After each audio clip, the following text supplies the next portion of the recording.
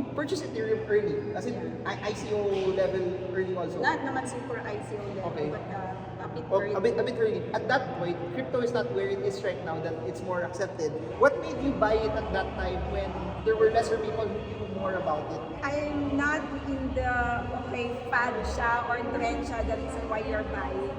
You buy because you believe in the benefit and the technology that is it's built on, right? So you know that cashless digital assets will prevail and will be much more relevant in the near future. And it's happening right now. We're seeing it.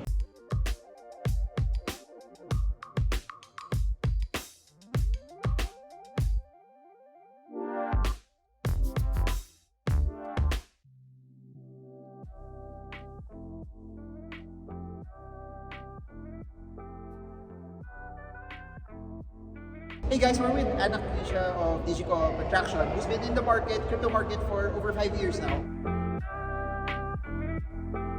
So my question is this: 5 years, you were able to experience the ICO collapse. We're in the midst also of another collapse that's happening right now. How different is this collapse compared to the one in the previous cycle? Up and down. I've been in this up and down during the super bull, tas nag-bearish ng around early 2019, right? Medyo nag-spike up siya, right? Medyo steady. We reached the Bitcoin at the highest 69 and all. But now I think the reason why it's different, this is driven by global economy, like all the wars and all of these things happening, the inflation, plus yung mga buying and selling of many tech companies. I think medyo mas prolonged lang and mas malalim yung uncertainties than before. Before kasi, medyo it's predictable. We can see that this is just the regular drop. But right now, medyo masyadong steep.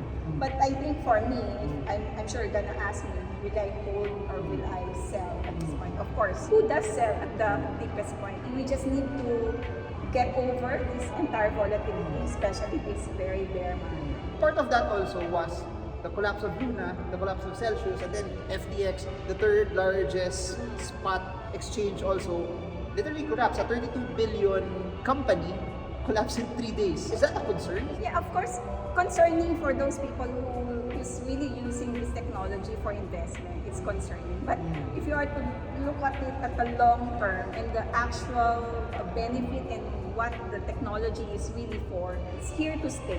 It's just really a matter of creating more value in these cases for this Web3 and application of such.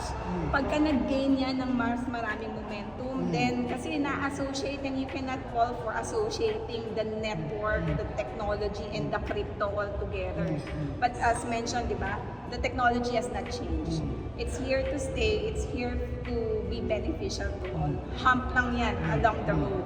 You said you're not selling when it's low, but are you buying also right now, or are you also parang in the sidelines? I don't want to get any either Bitcoin or Ethereum or other cryptos also because of what's going on. Depends, especially sa appetite ng sa investors. If you are a real believer of this, you'll take this as your opportunity.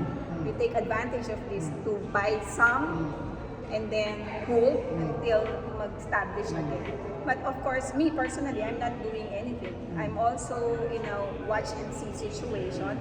But still, I know just past at least 2 quarters from now, it will at least move up again. You purchased Ethereum early, as in ICO level early also? Not naman super ICO level, Okay. but a bit Oh, early. a bit early. At that point, crypto is not where it is right now, that it's more accepted. What made you buy it at that time when there were lesser people who knew more about it? I'm not in the fad siya or trend siya, the reason why you're buying.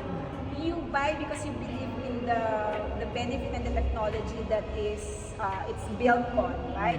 So you know that cashless digital assets will prevail and will be much more relevant in the near future. And it's happening right now. We're seeing it.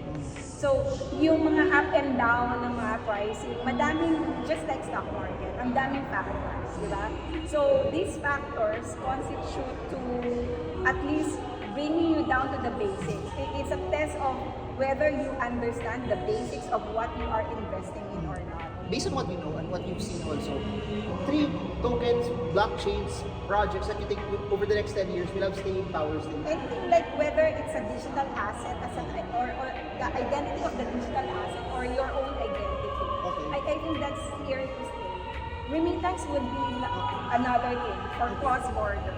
So those are the use cases that will be here permanently, I think, and also policies, securing of policies, like evolving of, I think it's too soon to say this, but one good industry that should really adopt this is the insurance company, because you have the horizon or you have the time and that you need to like extend your asset to be relevant. Because after 30 years that you're not anymore here, how can the next generation see that those assets still exist? So that's very important.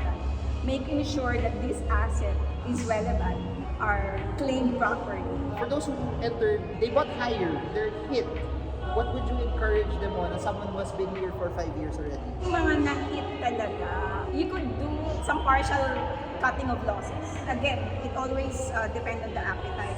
Kung gano'ng katibay and deeply rooted in what the investment that you make. For certain people who cannot last that long in terms of this waiting for the this volatility to be more stable, then cut some of the losses and just wait for now. Cut even Bitcoin or the smaller The project? smaller coins. We're talking about the smaller coins. Bitcoin, I really believe that Bitcoin will still be the next thing. It will keep its value and it will really increase. Okay, last na talaga. Why are you so passionate about this? We're in your event also here. What makes you excited about all of this?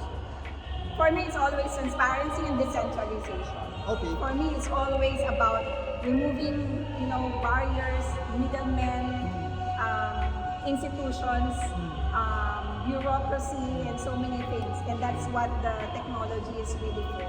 Okay, got it. So thank you so much. We're here at CTech. 22.